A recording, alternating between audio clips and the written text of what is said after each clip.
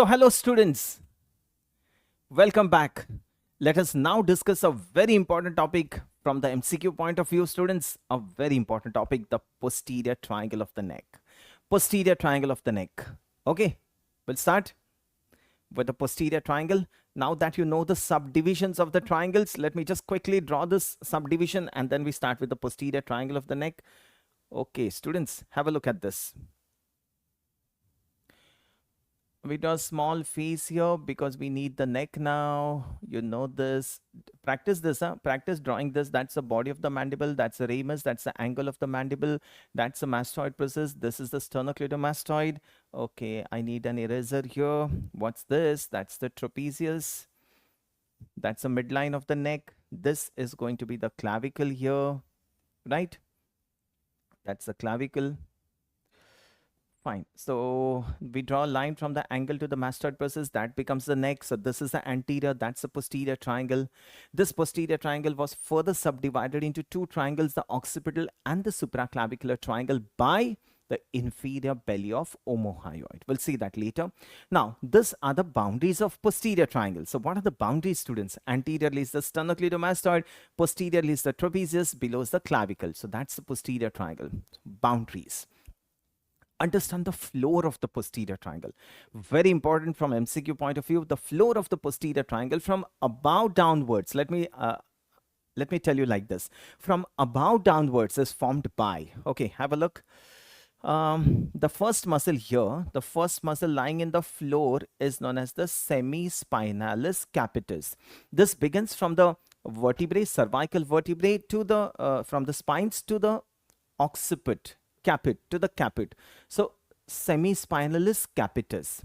The second muscle in sequence here is known as the splenius capitis. So one is semispinalis capitis. The second one is splenius capitis.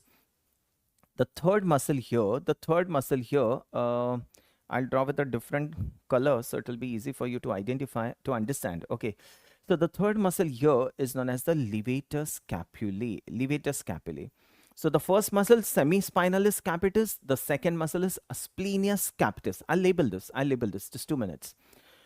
Levator scapulae. Now coming to the next muscles, that we know of, this one, this becomes the scalenus posterior. Scalenus posterior. Now this becomes the scalenus medius. Scalenus medius. So scalenus posterior, scalenus medius. So earlier we used to include scalenus anterior also in the floor of posterior triangle. But recently it is said that scalenus anterior lies behind the sternocleidomastoid, right? This muscle is sternocleidomastoid. Let me make it slightly thick for you. This muscle is the sternocleidomastoid. So it is now said that the scalenus anterior lies behind the sternocleidomastoid. Students, we do not include the scalenus anterior in the floor of the posterior triangle. Am I clear? A very important MCQ for you. Scalenus, or the floor of the posterior triangle, is formed by all except, you answer, scalenus anterior. Scalenus anterior, right? So floor of the posterior triangle from above downwards. Let me just label this for you. This muscle is semispinalis capitis. Semispinalis capitis. The second muscle is splenius capitis. The third muscle is levator scapulae. Levator scapulae. The fourth is scalenus posterior. Scalenus posterior. This is the scalenus medius. Scalenus medius, right? So semispinalis capitis, splenius capitis, levator scapulae, scalenus posterior, scalenus medius. Scalenus anterior is not there. All these muscles are lying in front of the cervical vertebrae, or all these muscles are lying around the cervical vertebrae. All these muscles are therefore known as the prevertebral muscles. Prevertebral muscles. And all these prevertebral muscles would be covered by a fascia. Any guesses? These muscles are known as the prevertebral muscles. Why? Because they lie in front of the vertebral column, right? And all these muscles are going to be covered by a Deep fascia of the neck. Now you guess this.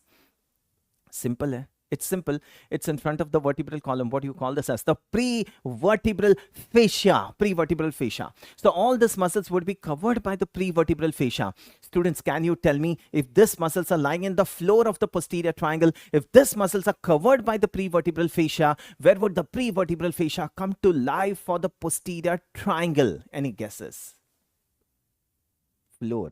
Floor, yes. Prevertebral fascia is covering these muscles, no? And these muscles are in the floor. So automatically the prevertebral fascia lies on the floor of the posterior triangle. Am I clear? Floor of the posterior triangle from above downwards is formed by the semispinalis capitis, the splenius capitis, the levator scapulae, scalenus posterior and scalenus medius. The floor is covered by the prevertebral fascia. Am I clear? Perfect. Right. So this becomes the floor of the posterior triangle. Let us understand the contents of the posterior triangle, right? To understand the contents, students, let me draw a slide for you. I'll draw it here only. I'll draw it here only. Just have a look at this. See if you can understand this. Now, these are the cervical vertebrae. Just try to understand. These are the cervical vertebrae. And that's the first rib. That's the first rib here. Cervical vertebrae, first rib. On the first rib, we get a tubercle here. Any guesses? On the first rib, we get a tubercle by the name of a scalene tubercle. Scalene tubercle, right? That's a tubercle on the first rib. So these are the cervical vertebrae. That's the first rib. Okay. Let us just begin with the muscles that we have drawn here. Okay, so this muscle begins from the transverse process of the cervical vertebrae, comes and gets inserted into the scalene tubercle of the first rib, the same one that we have put here, the same one that I have drawn here. This is a lateral view, and what I'm drawing now for you is a view from front, anterior view. So this muscle is the scalenus anterior. Very good, the scalenus anterior. One more thing, can I tell you? Now, there's something lying on the scalenus anterior. There's a nerve, in fact, lying on the scalenus anterior. Another extremely important MCQ for you students, nerve lying on the scalenus anterior. And that's how you identify this muscle as the scalenus anterior. The nerve is phrenic nerve. Phrenic nerve. So the nerve lying on the scalenus anterior is phrenic nerve. Remember that, right? Coming to the second muscle in sequence, look how beautiful. Look, try to appreciate this. A muscle which begins from the cervical transverse processes, a muscle inserted into the first rib on a posterior aspect. That's the scalenus medius. Scalenus medius. Now, a muscle beginning from the cervical vertebrae and going to the second rib. I'm not drawing the second rib here. I'm not drawing the second rib. The third muscle. This is number 3. That's the scalenus posterior. Scalenus posterior is attached to the second rib. So, scalenus anterior, medius, posterior. Now, go up in sequence. What is this muscle? The next muscle in sequence, I've just drawn like this for you. What is this? Levator scapulae. Clear? That's the levator scapulae. Then, okay, so this is scalenus, right, so this is scalenus anterior, this is scalenus medius. So I'll do one thing, scalenus medius I drawn with this color, so I'll just draw this color, so there won't be any confusion for you. This is scalenus medius, which is attached to the first rib on a posterior aspect. The next muscle that we had drawn here is levator scapulae, right? This is scalenus medius, this is scalenus posterior. Fine. This is scalenus posterior. So no confusion. So same colors I'm using. Right? Scalenus posterior. The next muscle that we draw is the levator scapulae. Same way we draw this as the levator scapulae. That's the levator scapulae. So scalenus medius, scalenus posterior, levator scapulae. Now comes the next muscle. That's the splenius capitis. Splenius capitis. How have we drawn this? Splenius capitis. And this muscle is the semispinalis capitis. Semispinalis. So semispinalis capitis, splenius capitis, levator scapulae, scalenus posterior, and scalenus medius. Now, if I draw a muscle here like this, students, guess this. What is this muscle here? This one. What's this? Trapezius. And what is this muscle exactly going like this? That's the sternocleidomastoid. Right? So this is the sternocleidomastoid. The same thing I've drawn for you. Are you able to understand this? This is a view from side. This is a view from front. So the floor of the posterior triangle, semispinalis capitis, splenius capitis, levator scapulae, scalenus posterior, scalenus medius. Scalenus anterior lies behind the sternocleidomastoid. Scalenus anterior is not included in the floor of posterior triangle. Perfect, clear. Now, why I have drawn all these things for you, let me tell you this. Let me tell you this. That's the manubrium, that's the body of the sternum. Now you tell me, what is this? Behind this manubrium sterni is the arch of aorta. There's an artery which begins from the arch on the left side. The artery crosses the first rib, and now the artery goes down. So what is this artery? The subclavian artery. The subclavian artery comes to lie between the scalenus anterior and the scalenus medius here. Scalenus anterior is behind this. That's the scalenus medius. So what is this artery? Subclavian artery. So what is the subclavian artery going to form for the posterior triangle? Any guesses?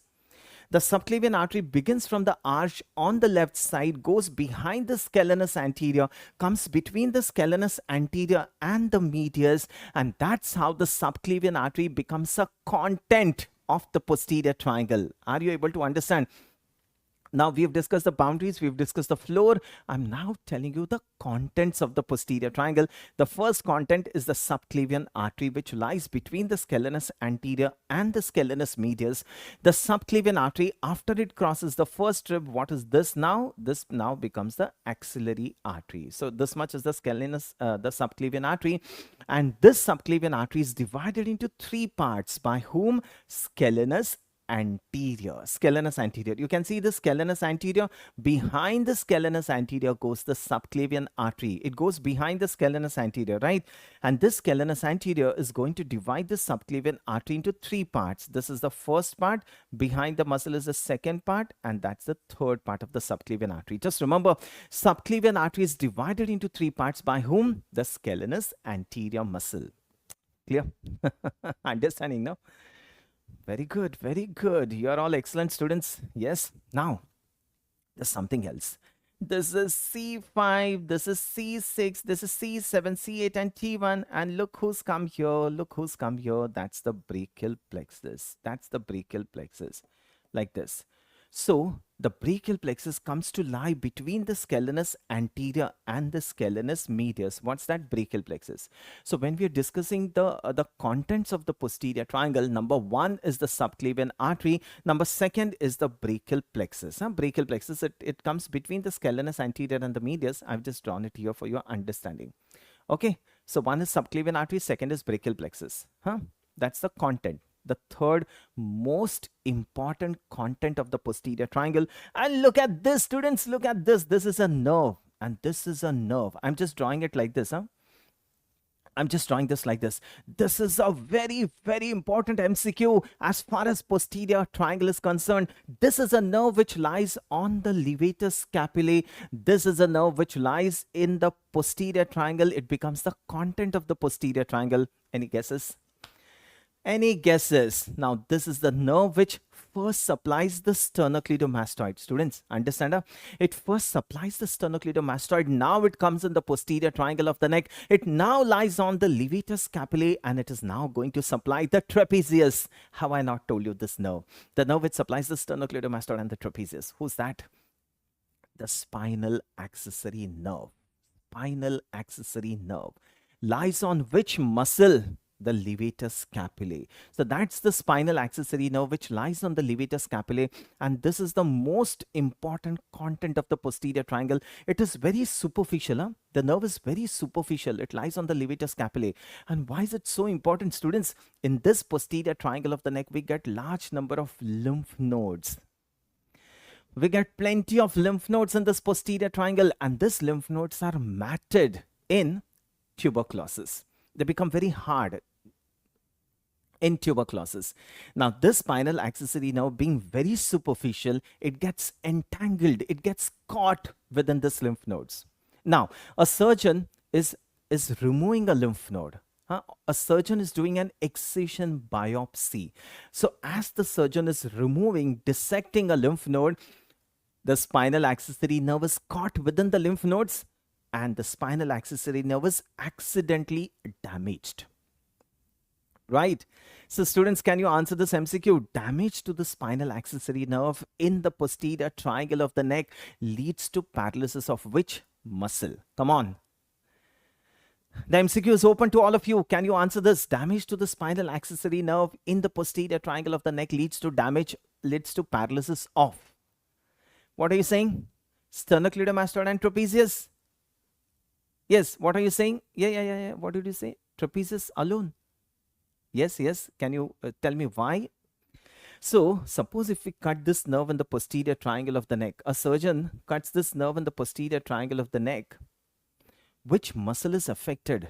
Trapezius. Trapezius is affected. Sternocleidomastoid is spared. Sternocleidomastoid is spared because the nerve first supplies the sternocleidomastoid. The nerve then comes in the posterior triangle of the neck to lie on the levator scapulae and goes to supply the trapezius. Students, am I clear? So if this spinal accessory nerve is cut in the posterior triangle, the muscle paralyzed is going to be trapezius, and trapezius alone, not the sternocleidomastoid. What will the person complain of? Difficulty in shrugging of shoulders, right? Difficulty in shrugging of shoulders, difficulty in abducting the arm above, that is overhead abduction, difficulty in overhead abduction. Clear? Perfect. Students, are you able to follow this? So what are we discussing, children? We are discussing the contents of posterior triangle. Number one is the subclavian artery, divided into three parts by scalenus anterior. Number two is the brachial plexus. Number three is the spinal accessory nerve. And here we come to number four. Number four is a plexus which is formed in the neck. Neck, cervix. Plexus, name cervical plexus. The cervical plexus. Okay, so we get the branches of cervical plexus in the posterior triangle of the neck, and the branches are around the subclavian artery. The branches of cervical plexus are around the subclavian artery. Let me just tell you this: branches of cervical plexus. Students, are you able to follow? No? Just one moment. Let me just once again recapitulate. So boundaries of the posterior triangle: anteriorly is the sternocleidomastoid, posteriorly is the trapezius, the base is formed by the clavicle. The floor of the posterior triangle from above downwards: semispinalis capitis, splenius capitis, levator scapulae, scalenus posterior, scalenus medius. Scalenus anterior does not include, it's not included in the floor of the posterior triangle. Now the same side view I put in a front view. So that's the semispinalis, that's the splenius, that's the levator scapulae, scalenus posterior, scalenus medius. For your understanding, I've drawn the scalenus anterior also. On the scalenus anterior lies a nerve, that's the phrenic nerve. So this becomes the boundaries of posterior triangle. That's the floor. The floor is covered by a fascia, the prevertebral fascia, right? And the contents of posterior triangle is this subclavian artery here, the brachial plexus. And what is this here? Prevertebral fascia. And this subclavian artery and the brachial plexus will pierce the prevertebral fascia. You are able to understand the students? Okay, just let me see if I can draw this for you. Let me see if I can draw this. One moment. Look, if I can draw this for you. Okay, so what is... one moment. Okay. No, this is not coming like that. Okay, let me see if a highlighter is coming. Right. So what is this? If I draw something here, what is this? This entire thing is covered by a fascia. What is this fascia? Known as prevertebral fascia. Look at this. This entire thing is covered by the prevertebral fascia. So prevertebral fascia comes to lie in the floor of the posterior triangle. Perfect. Now this subclavian artery and the brachial plexus, what is it going to do? It is going to pierce the prevertebral fascia. The subclavian artery and the brachial plexus are going to pierce this prevertebral fascia and get out, right? They pierce the prevertebral fascia and they get out like this. And now the same prevertebral fascia is going to enclose them. The same prevertebral fascia is going to enclose the subclavian artery and the brachial plexus, and the same prevertebral fascia is carried in the axilla. The axillary artery and the brachial plexus are put on a sheath. That's the axillary sheath. So this axillary sheath is derived from the fascia of a neck, and that's the prevertebral fascia. Am I clear? The same prevertebral fascia is carried by the axillary artery and the brachial plexus in the axilla, now known as the axillary sheath. A very important MCQ. Axillary sheath is derived from, your answer is going to be the prevertebral fascia. Prevertebral fascia. Okay, I hope this is clear to all of you. Bacho, enjoying students the posterior triangle of the neck. Okay, so contents: number 1 is the subclavian artery, number 2 is the brachial plexus, number 3 is the spinal accessory nerve, and number 4 is the cervical plexus. Let me now tell you the branches of cervical plexus. It's a plexus, so it will have branches. Number 1, there's a nerve which winds around the spinal accessory nerve, goes up to supply the skin over the occiput. The nerve which winds around, that's an MCQ, the nerve which winds around the spinal accessory nerve goes and supplies the skin over the occiput, and this is what we call as the lesser occipital nerve. Lesser occipital nerve. Okay, so it winds around the spinal accessory, goes up to supply the skin over the occiput. That's the spinal accessory, that's the lesser occipital nerve, a branch of cervical plexus.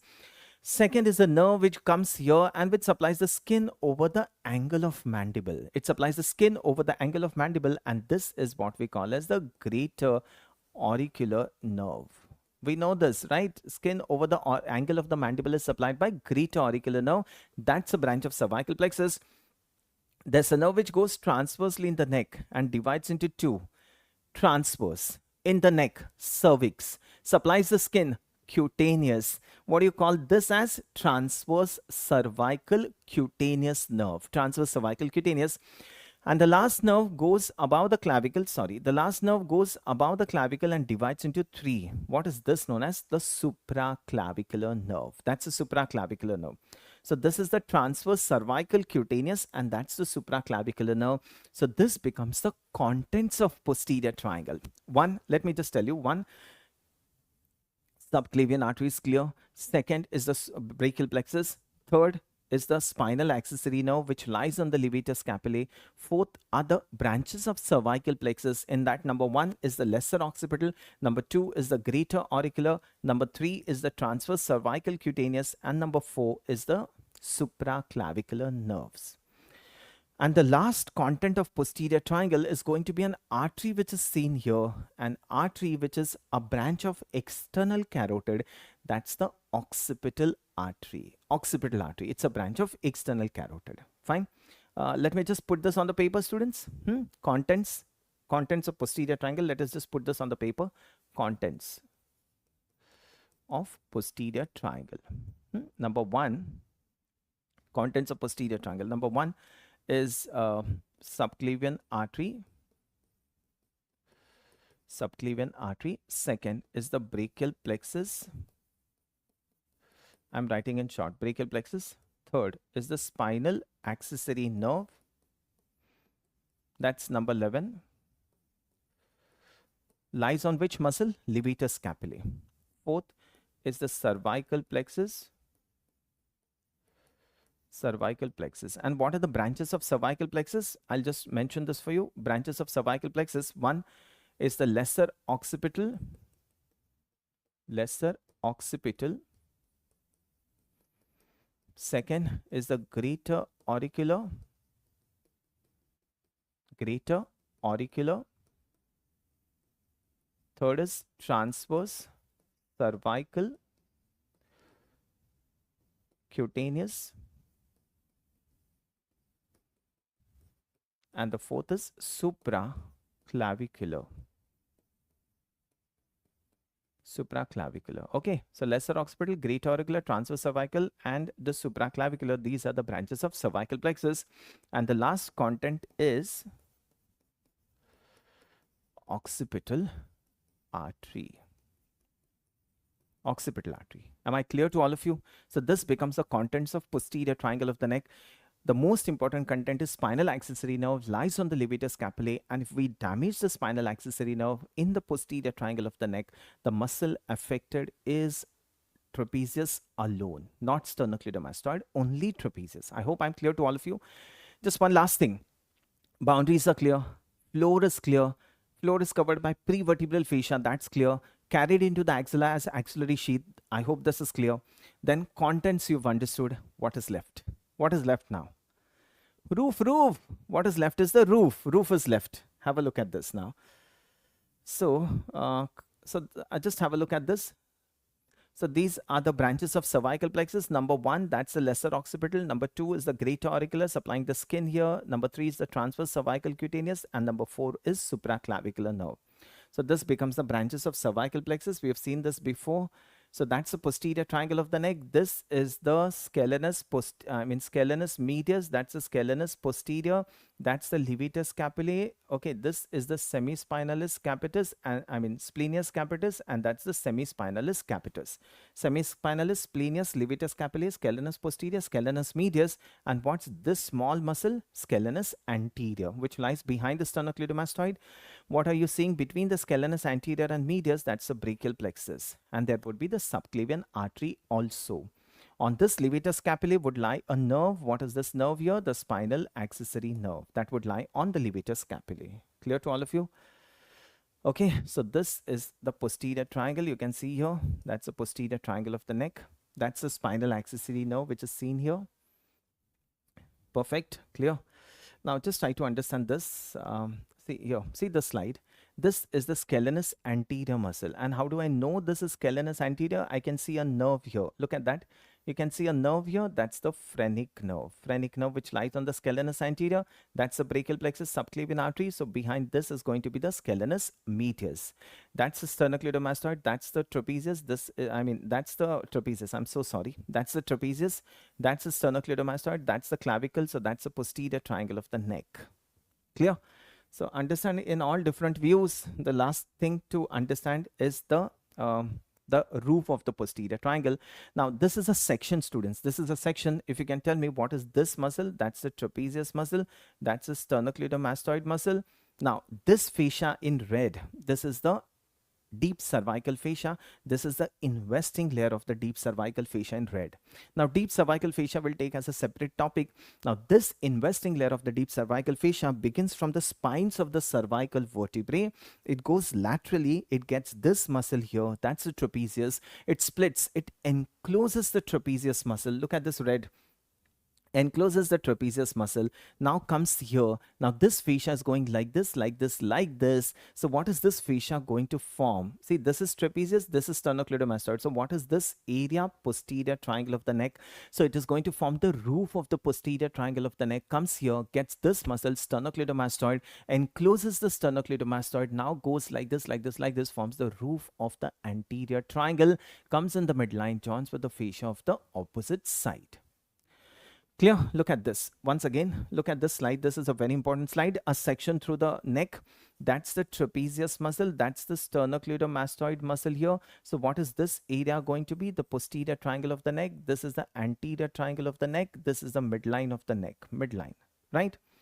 So this is the posterior triangle. So this fascia, which is known as the investing layer.